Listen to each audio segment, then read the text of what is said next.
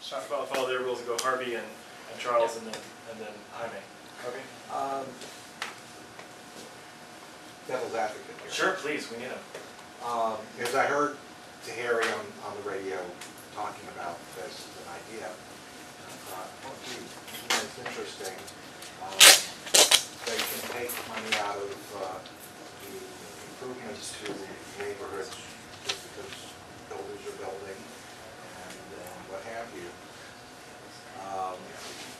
and move it into the RDA, but there's no guarantee that money would go back to the neighborhoods. That's a really good point, and what we'd want to do is you can actually put some guarantees in. When you adopt the redevelopment plan guides on what you can and can't spend money on. So one of the issues, for example, with the city, is that they want to make sure, it's in the interest of the city, just to stay into the weeds, because it answers your question. For example, it's in the interest of the city to make sure that we're not doing a bunch of spending with this stream of money that just creates more expenses for the city. So the city is probably going to want to make sure that the eventual agreement is spent on things that, for example, the street improvements we did in Greater Gardner. Those are things that the city would love because they reduce maintenance costs, they reduce future obligations. Whereas on the other hand, some of the things that we've spent on some of the new community centers, for example, the city might not be as keen on in this new round. So part of what we're going to have to do is, when we structure the agreement, is various groups are going to want to make sure there's certainty in how this money is spent. On the neighborhood side, you're going to want some certainty that this money is A, spent in neighborhoods, B, spent on neighborhood priorities. So I think that that's where I see a lot of the community engagement going on, is how do we then craft that within the redevelopment plan so that it's not just beholden to an individual council vote, 6 to whatever, to make those changes. Well, there's another piece to that. You just said neighborhood plan, spend in the neighborhood, spend on neighborhood plan, and I'm going to throw in another one because I've had money moved out multiple times that on shovel-ready projects, they actually get spent. Because I've got multiple projects that we were this close and seems to be pulled back. Right, and it almost, in all the cases where I'm aware of, that was shifted outside of with competitions from non-neighborhood pieces. And part of what will happen is if we have a pot that is restricted to the neighborhood stuff, that kind of competition is reduced. However, in the future, as things go up and down, you may find yourself in a situation not too dissimilar from today where, oh, wait a minute, for a few years we're tight. But the difference is you'd be competing against yourself for the funding stream, not competing against everything else.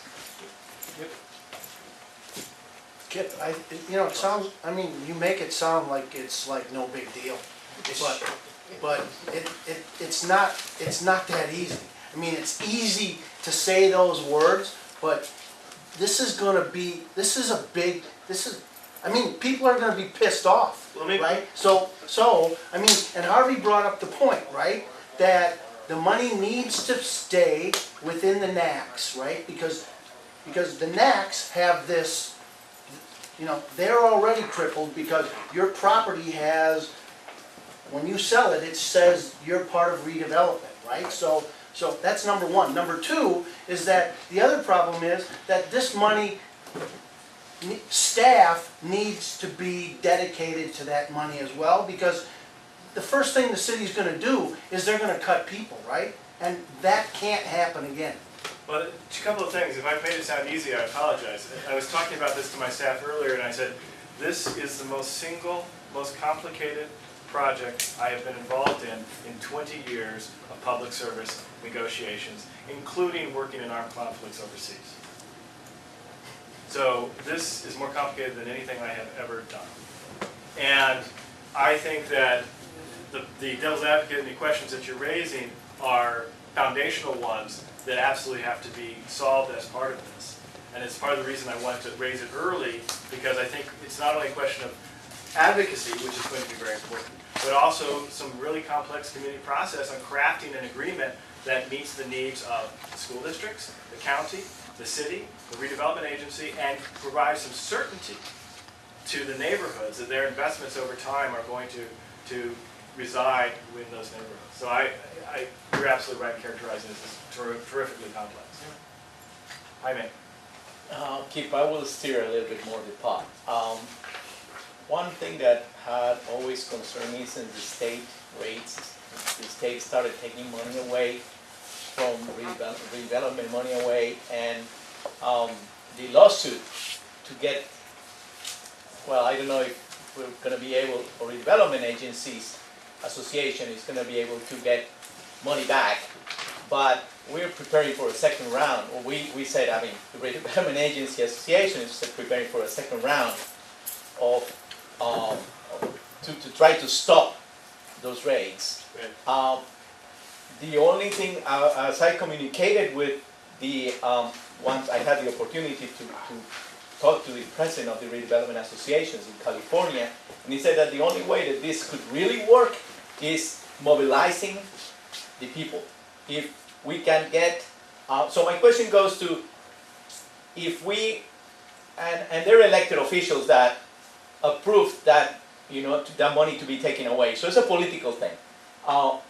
Will be at a certain point an action that this group will pursue to be able to stop and help us stop those raids during those things. Well, let me give you something in the short term, and let me give you a little bit of context. CRAF, Supplemental Education Resource Augmentation Fund, which is really a misnomer because really the schools don't see any money of it at all. $65 million out of our redevelopment agency was taken last year by the state to deal with their fiscal crisis, which is understandably very grave, and we're also part of the state. We'd, however, not like to solve it on the backs of our neighborhoods and that way. Next year, we're looking, that was on May 10th. This May 10th, we're looking to make another $13 million payment. The lawsuit is in place, but the chances of recovering that $65 million are basically zero because a court cannot compel a legislature to return the money. And so after May 11th of this year, if we make the payment, it's unlikely that we'll ever see any of that money back, even if we're successful in the lawsuit. There is a proposition on the ballot in November, Proposition 22, that I would suggest that you take a look at and study. It talks about creating essentially a firewall between state and local government fundings, not just redevelopment agencies, but school districts and cities and other local jurisdictions. And that, at least in some folks' opinion, would address that issue of the and protect funds like this one that we're talking about in perpetuity by a ballot act from a state take. So that's something in at least the short term that's coming up on November 2nd. Yeah, that was what I was going to mention to you, is that the League of California Cities, which is the association of all of the officers of the cities of the state of California, are putting this proposition forward. Yep. So I encourage you to pay attention to that. They'll be at the United Neighborhoods of Santa Clara County's annual mixer on October 23rd. If anybody wants to come there and learn more about it. So I have one question. I'm not moderating, so Pete? Well, Harvey first, and then Okay. do the board side first, and then Beck. Okay. You're gonna make the school districts whole, or they will be made whole somehow, and it comes from that money that comes back. You're gonna have to negotiate with the county, they're gonna try and make themselves whole. We're gonna move money from the general fund, obviously, to RDA. Is there any money that would come to the RDA that would not come out of a local pot? No, it's redevelopment, other than going after things like Cindy's working on, redevelopment is very much a local finance No, I tool. mean, out of this property, if we do the tax increment, is there any portion of that tax increment that would go somewhere else that we actually have a gain? I don't know. There is so many layers of it. There's some state payments, there's some special jurisdiction payments, and once you get down into the minutia of it, the bulk of the funding is currently split between the city, the county, and the school districts. There are probably other taxing jurisdictions in there, but they're at and/or the state that get funds that we would be taking, but they're at a very small level. Those are the big three. And I can get you the answer, but I don't know what percentage that is. Mike? You know, this picture, as far as the budget is concerned, it looks like it's including capital improvements for structures, all that kind of stuff, plus salaries, plus maybe cap grants, you know, programming, that kind of thing for a year. And then it leaves out the city side. Yeah, we have two separate budget processes, and actually one of the things I've been working with Cindy on is putting together a single source and use for strong neighborhoods, so that you can see here are all the city funding, here's all the agency funding, here's this personnel, here's the capital. Nobody's ever put that together. We're pretty close to having a single snapshot, and we'd be happy to bring that back out and say, here's the whole funding source, because that's only a part of the iceberg. And also dividing it out by category, Mhm. so you can see, because I mean, you know, as he said, keeping city staff, keeping programs running, that kind of thing is important. Yeah. You know, that's one category of spending, but then you also have the building of structures and things of that nature as well. And then you have like, basically what you need, right, and where you're gonna get it from. So putting a picture together would be good if you're looking for people to be behind it. Right, that's a great idea, and we'll start that with the caveat that we'll mark it draft, because we want to use it as a communications and learning tool for ourselves as well as you. We can bring that to you probably as soon as the next meeting, if you'd like, and use that to begin to understand where the funding sources, where do we need to, your support, where are we okay, that sort of stuff. And, you know, maybe further detail, like how many people does this, you Yes. know, have in it, right? How many people, how many of those are in the field, right? Yeah. Yeah, that's really good stuff, and I've got head nods from the folks who are working on that. Carlos? Question, Mike. Saw the budget kit and I'm a little disturbed because like Harvey, we're in the same boat. And last meeting I had with Harry, he stood up there and said, your park is gonna only be moved out 3-4 years, your money is guaranteed, the funding was there, we just didn't use it, we saved it for the park. And according to this budget, there is no park. Yet I just met with Parks and Rec and they tell me, come up with 45,000 and as soon as the time frame is there, your park will be built. So, one of the things that happened between the last time Harry came out and now is that tax increment, as we talked about, is where we gather our funds from. We had forecast, the budget that Harry was talking about, our forecast had tax increment flat for this last year. That it wasn't going to grow, but it wasn't going to shrink. And that's based on historical projections. We were way wrong. It went down almost 8%.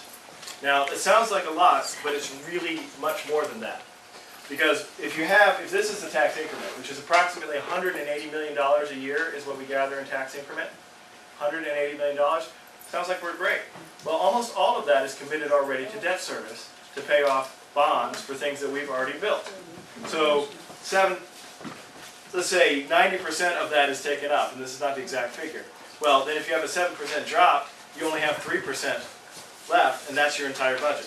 So the 8% drop, the tax increment that we experienced, absolutely devastated the project. We had, as recently as the last budget that Harry was speaking, almost $150 million in capital projects in our discretionary funding, including the park and the out years.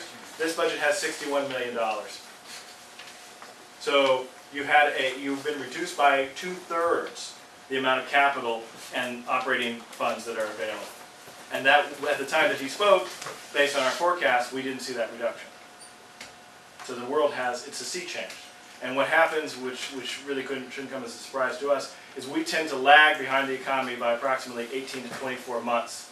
So we are still going to be going down in the trough while the economy picks back up, because people's values will not pick back up until well after the recession is truly over and the valuations have caught up with them. So we're going to be 2 years out behind the recovery when it actually hits. So that means if the recovery happens today, we've still got 2 years, bad years ahead of us. What happened June of last year? So, yeah. They Like a tell you- follow-up on that, and that is, okay, let's say worst case scenario, best case scenario, 7-8 years, the economy comes back, redevelopment's got money. Are the neighborhoods that have these projects on hold, are they gonna be made whole? Or are they gonna have to start from scratch on the whole process again? And the other one is, redevelopment seems to have a lot of money to put into a ballpark. And don't get me wrong, I'm a supporter of the A's and I hope they come to Civic. But redevelopment seems to have a lot of money to put into downtown and to put into a ballpark, but for the neighborhoods, they have zero. Let me say this in a way that completely is respectful of what you're saying. Those are really good questions. Those are really good questions. And I don't think the answer to them has been written yet. Because there is no guarantee, unless there is an organization that is put together that guarantees it, that the neighbors are going to be made whole. And at this point, the budget is very much, ballpark is the largest item that's in the budget. You can look at it, you can see it.